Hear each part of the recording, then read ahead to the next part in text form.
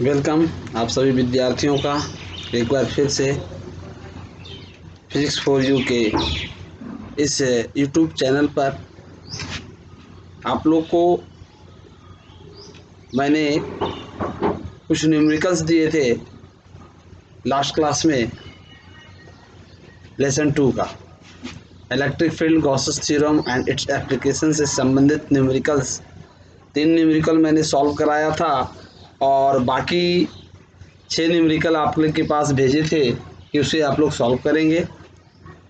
कुछ विद्यार्थियों का उसका सॉल्यूशन का भी डिमांड हुआ है और एक ही 2 विद्यार्थी उसको सॉल्व किए थे, पूरा भी सॉल्व नहीं हो पाया।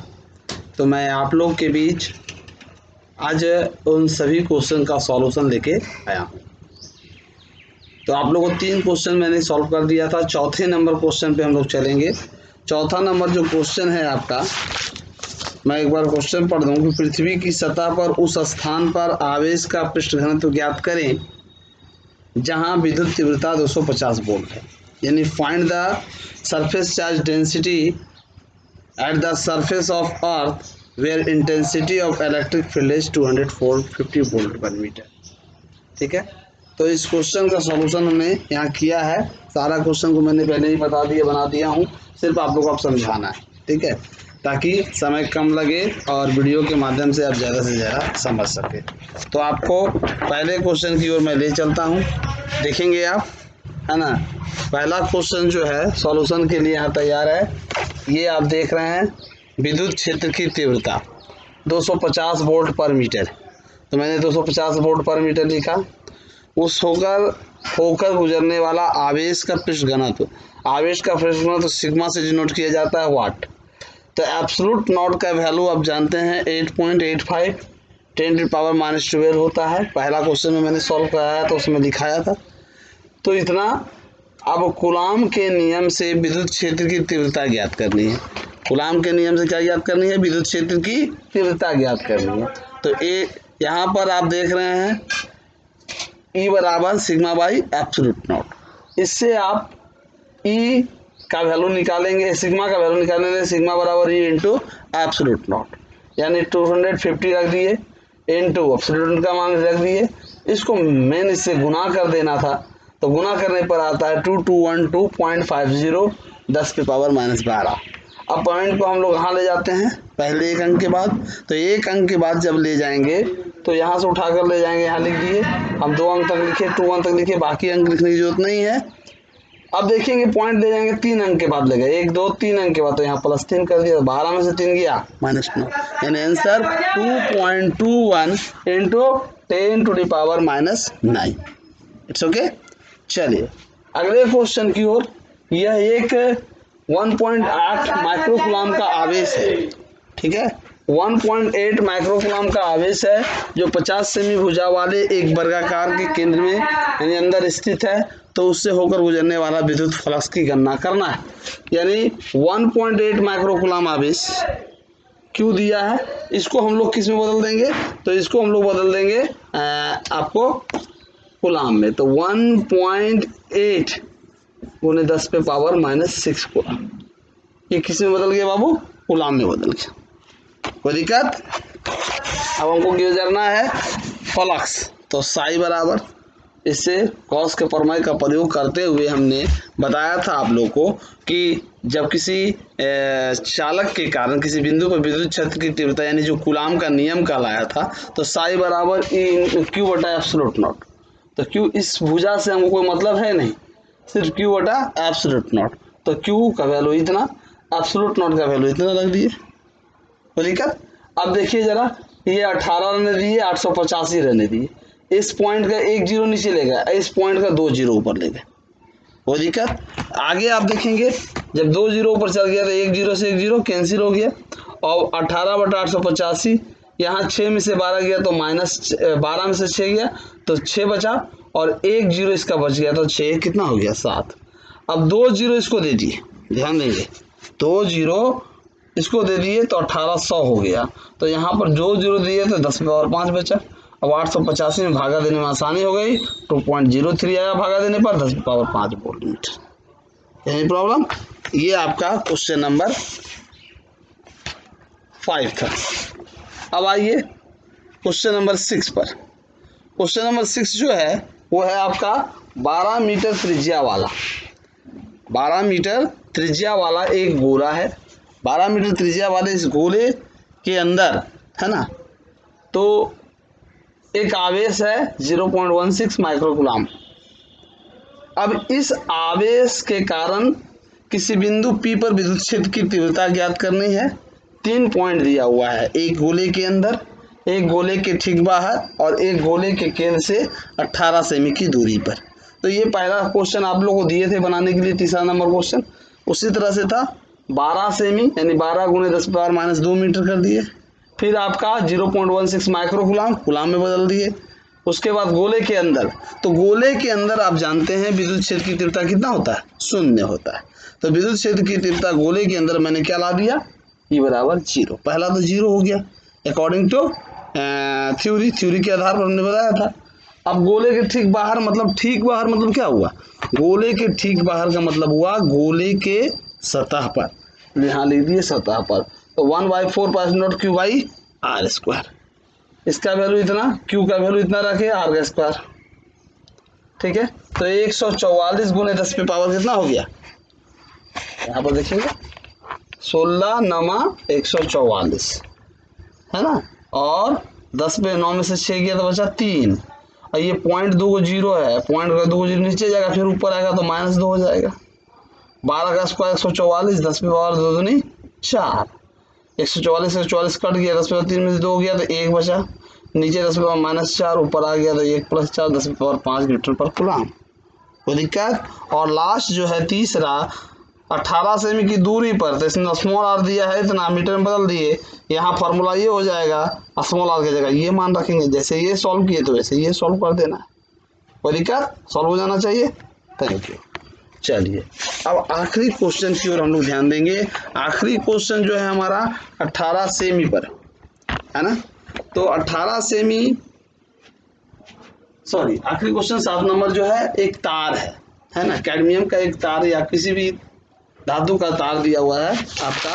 लास्ट क्वेश्चन क्या है, 6 मिलीमीटर व्यास वाले टेलीग्राफ की एक तार है जिसका मिलीमीटर व्यास दिया हुआ है। तो व्यास 6 मिलीमीटर और उसको हम लोग बदल दिए त्रिज्या 3 मिलीमीटर और उसको मीटर में बदल दिया 3 × 10⁻³ तो उससे पर जो आवेश रैखिक घनत्व दिया हुआ है 3 × 10⁻⁹ कूलम पर मीटर। रैखिक घनत्व यानी उसके एकांक लंबाई पर उपस्थित आवेश को हम लोग क्या बोलते हैं, आवेश का रैखिक घनत्व। जैसे उसके एकांक क्षेत्र पर उपस्थित आवेश को आवेश का पृष्ठ घनत्व कहते हैं, ठीक उसी तरह से एकांक लंबाई पर उपस्थित आवेश को क्या बोलेंगे, आवेश का रैखिक घनत्व कहेंगे। तो ये रैखिक घनत्व दे दिया, इसको सिग्मा से भी या लैम्डा से भी डिनोट करते हैं।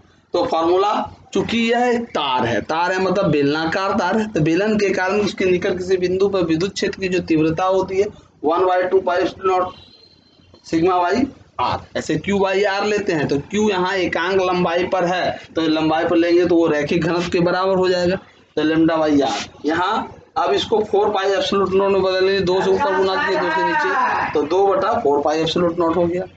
अब आप समझ सकते हैं, यहाँ 1/4 पाई एप्सिलूट का मान यहाँ रख दिए 9 × 10⁹, ये 2 यहाँ रह गया, सिग्मा का वैल्यू यहाँ से इसका वैल्यू दे दिया, आर का वैल्यू 3 से 3 कट गया, 9 दूनी 18, 9 में से ये 9 कैंसिल हो गया, ये -3 है ऊपर चला गया। अब इस पॉइंट को अगर देखेंगे तो 10 पावर क्या हो जाएगा 4 वोल्ट पर मीटर। इस तरह से आपने 7 नंबर क्वेश्चन को भी सॉल्व कर लिया। देखिए क्वेश्चन सब आसान होता है, क्वेश्चन में कोई दिक्कत नहीं है। सारे क्वेश्चन को अगर आप ढंग से लिख लिए कि क्या दिया हुआ है तो उसका सॉल्यूशन आप आसानी से कर सकते हैं। अब आगे देखेंगे 2 क्वेश्चन और है, तो 2 क्वेश्चन बहुत ही इजी है, उस क्वेश्चन को आप लोग सॉल्व कर सकते हैं। ध्यान देंगे, कुछ नहीं है, क्वेश्चन को पढ़िए और रिजल्ट देखिए सामने आ जाएगा। क्वेश्चन क्या है उसको ध्यान से पढ़िए, अब जो जो दिया रहता है उसको लिखते चल जाइए। क्वेश्चन नंबर 8 में कह रहा है calculate the electric field intensity at point distance 10 meter from a point charge of 2 coulomb in air. कितना आसान है, 2 कूलम आवेश हवा में स्थित है और उससे एक बिंदु आवेश उससे 10 सेमी की दूरी पर, है ना, 10 मीटर की दूरी पर, 10 मीटर की दूरी पर विद्युत क्षेत्र की तीव्रता ज्ञात करना है। 2 कूलम आवेश, Q बराबर, देखिए बड़ा सा लिखते हैं, सॉरी, Q बराबर 10 कूलाम, 10 ही है ना, 2 कूलाम, सॉरी 2 कूलाम, और R बराबर 10 मीटर। तो विद्युत क्षेत्र की तीव्रता E बराबर Q by R square, 9 into 10⁹, 2 10 का स्क्वायर 100, 9 दूनी 18, 10⁹9, और ये 2 ऊपर जाएगा तो -2, 18 गुने 10⁻7 वोल्ट पर। ये आपका इतना आसान था, 18 गुने 10⁻7 वोल्ट पर मीटर या न्यूटन पर कूलाम, दोनों मात्रक होता, वोल्ट पर मीटर या न्यूटन पर कूलाम। ये आपका आंसर। और एक क्वेश्चन और इसी टाइप का है, calculate the electric field intensity eight A point 3 centimetre from point charge of 3 into 10⁻⁹ coulomb. यही है, क्यू दिया हुआ है 3 इंटू 10⁻⁹ कूलाम, क्वेश्चन नंबर 9। ये क्वेश्चन नंबर 8 था। क्यू का वैल्यू इतना दिया है और 3 सेमी की दूरी पर R बराबर 3 सेमी दिया है, तो 3 गुने 10⁻⁻2 मीटर कूलाम।